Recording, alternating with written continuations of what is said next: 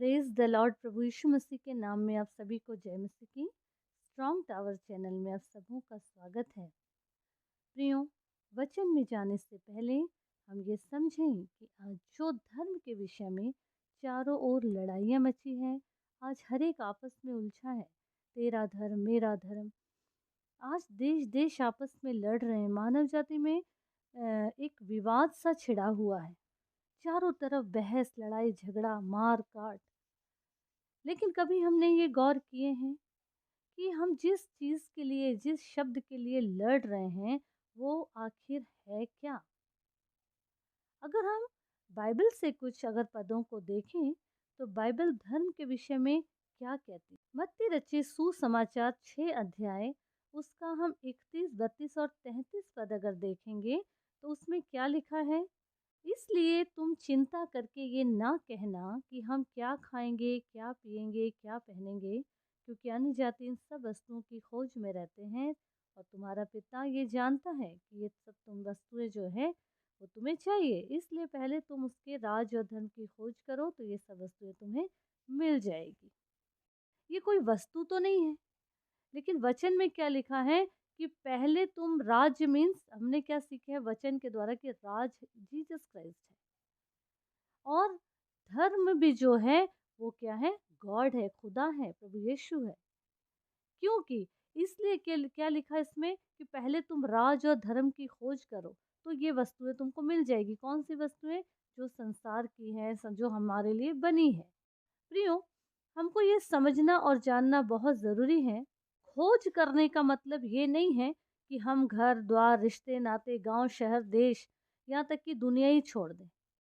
हमें धर्म की खोज के लिए बहुत दूर नहीं जाना है, क्योंकि अगर हम यूहन्ना रचित सुसमाचार 14 अध्याय, उसका 15 से 17 तक पढ़ेंगे, तो उसमें क्या लिखा है?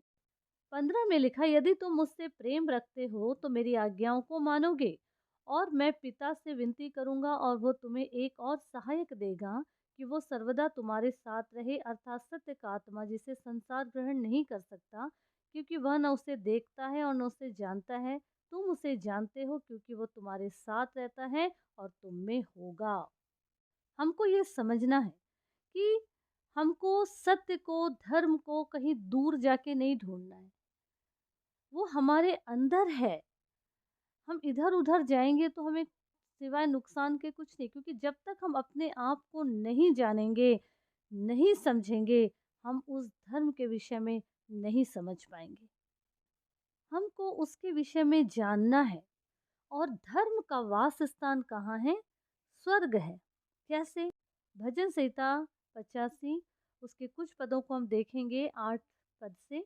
मैं कान लगाए रहूँगा कि ईश्वर यहोवा क्या कहता है। वह तो अपनी प्रजा से, जो उसके भक्त हैं, शांति की बातें कहेगा, परंतु वे फिर के मूर्खता न करने लगे, जैसे आज मूर्खता बनी हुई है सब तरफ धर्म को लेके। झगड़ा, लड़ाई, मार पीट।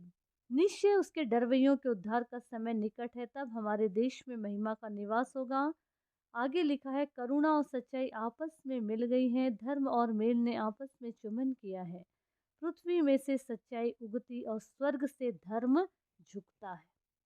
प्रियो, हमको ये समझना है कि परमेश्वर जो है वो धर्म के कामों से ही प्रसन्न होते हैं, क्योंकि परमेश्वर स्वयं धर्म है। उनका वास स्थान, रहने का जगह स्वर्ग है। क्योंकि 11 पद 85, इसका 11 पद क्या लिखा? पृथ्वी में से सच्चाई उगती और स्वर्ग से धर्म झुकता है। प्रियो, और जब हमारे अंदर नम्रता आएगी, दीनता आएगी, करुणा से भरे रहेंगे हम, सच्चाई हमारे अंदर रहेगी, तब हमारे साथ परमेश्वर का मेल होगा। प्रियो, हमको ये समझना और जानना बहुत ज़रूरी है। आज जिस तरीके से हम बहस में जुटे रहते हैं, ये सब छोड़कर हमको ये समझना है कि धर्म आखिर है क्या? वो चाहता क्या है? भजन संहिता 68, उसका 3 पद कहता है, परंतु धर्मी आनंदित हो, वे परमेश्वर के सामने प्रफुल्लित हो, वे आनंद से मगन हो। जो धर्मी है वो परमेश्वर उसको अलग स्थान देते हैं। प्रियो, हमको ये समझना और जानना बहुत ज़रूरी है कि हमारा जीवन आज किस बातों में उलझा हुआ है। क्या एक शब्द को पकड़कर जिसे हम जान रहे, नहीं जान रहे, समझने की कोशिश नहीं कर रहे हैं, और उसी नाम को लेके लड़ रहे, झगड़ रहे, बहस कर रहे, बहस बढ़ा रहे हैं, रिश्ते खराब कर रहे हैं। प्रियो, हमको ये जानना बहुत ज़रूरी है, जिस तरह प्रभु यीशु ने कहा था मार्ग, सत्य और जीवन मैं ही हूँ, उसी तरीके से जो धर्म है वो भी खुदा है, गॉड है, यीशु है, उसकी खोज में रहना है। और क्योंकि वचन कहता है अगर हम उसकी खोज करेंगे तो सब वस्तुएं, जिस चीज़ की कामना हम करते हैं, परमेश्वर हमको यूं ही दे देंगे। क्योंकि परमेश्वर का वचन कहता है यहोवा धर्मी है और वो धर्म ही के कामों से प्रसन्न होता है प्रियो।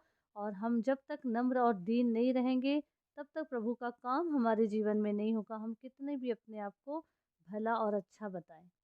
गिनती 12 अध्याय 3 पद कहता है, मूसा तो पृथ्वी भर के रहने वाले मनुष्यों से बहुत अधिक नम्र स्वभाव का था और वो नम्र स्वभाव के होने के कारण परमेश्वर उनसे एक भाई की तरह आमने सामने बात करते थे। प्रियो, हमारा जीवन प्रभु ने इस पृथ्वी में रखे हैं, तो जिसकी खोज हम करते हैं वो हमारे अंदर है, उसको जानना है, अधिकार देना है, परमेश्वर के राज को फैलाना है और प्रभु की महिमा और परमेश्वर का जलाल चारों ओर फैलेगा, परमेश्वर का राज बढ़ेगा और प्रभु की महिमा हमारे ज़रिए होती रहेगी। प्रभु यीशु हम सबों को बुद्धि दे ताकि हम इन वचनों को समझें, जानें और उसके राज की उन्नति का वजह बने। प्रभु यीशु मसीह इस वचन के द्वारा हम सबों को आशीष दे। आमीन।